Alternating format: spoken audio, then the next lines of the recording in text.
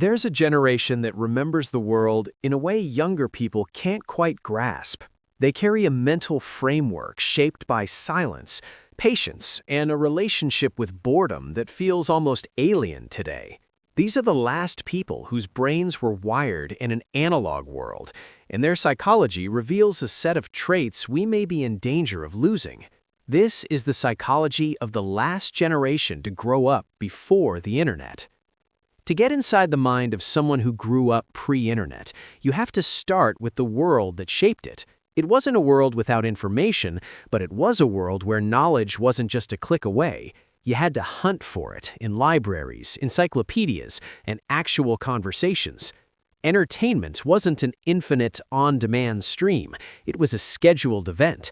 When the TV stations signed off for the night with that staticky buzz, you were left with, well, nothing but quiet.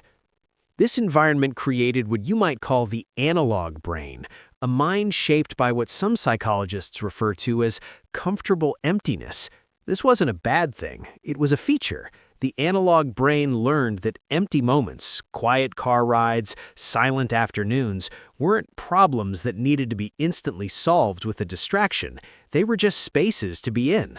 This fundamental difference in how their brains were wired is the source of so many traits that now seem unique, almost like superpowers. It's not about being better or worse, it's about being built differently, from the ground up. One of the most profound differences in the pre-internet mind is a deeply ingrained knack for patience, born from a world where waiting wasn't a choice, but just the way things were.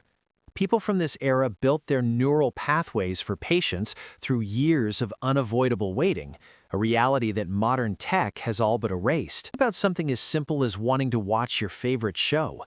You had to wait for its scheduled time, once a week, and if you missed it, too bad. It was just gone. There was no binging, no streaming. It taught a kind of scheduled anticipation. Even talking to friends at a distance was an exercise in patience. You'd write a letter, send it off, and then wait days, maybe even weeks for a reply. That waiting period was filled with imagination and wonder, a huge contrast to the low-grade buzz of anxiety we now feel when a text goes unanswered. Even taking a picture was an act of delayed gratification.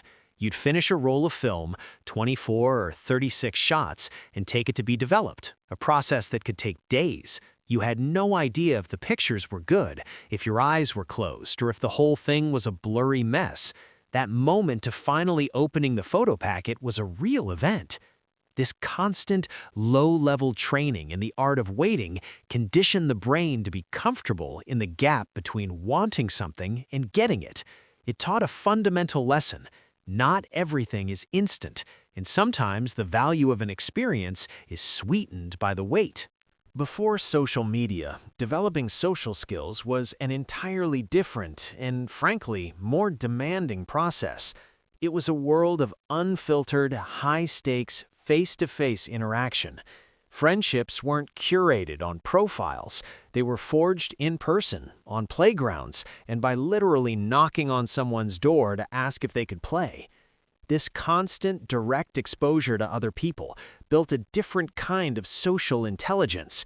You have to learn to read the room, to interpret body language, tone of voice, and the subtle, non-verbal cues that are a huge part of how we understand each other, especially when it comes to feelings and attitudes.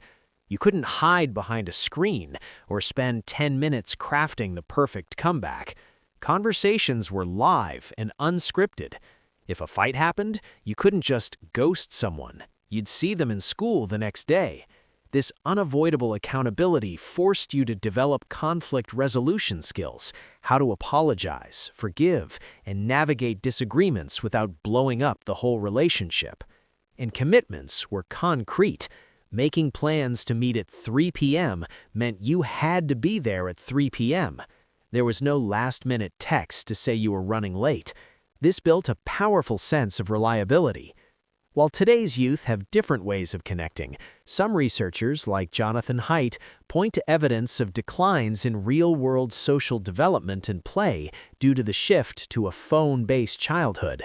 This older way of connecting, mastered by necessity, created a foundation for relationships built not on convenience, but on genuine, undivided attention. The psychology of those who grew up before the internet isn't a relic, it's a testament to another way of being. Their minds were wired to value deep focus over fragmented attention, to navigate complex social cues without a digital filter, and to find creativity in the quiet spaces that modern life has nearly erased. These aren't weaknesses in a fast-paced world, they are hidden strengths. The resilience learned from a less convenient world, the social intelligence honed through countless unscripted interactions, and the patience cultivated by a lifetime of waiting. These are the traits of the analog mind. So if you sometimes feel out of sync with today's culture of immediacy, your experiences aren't obsolete.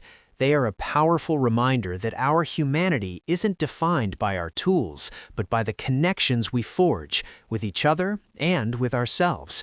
The bridge generation stands as living proof that we can adapt to the future without completely forgetting the wisdom of the past. What is one memory from your analog childhood that you think shaped who you are today? Share it in the comments below.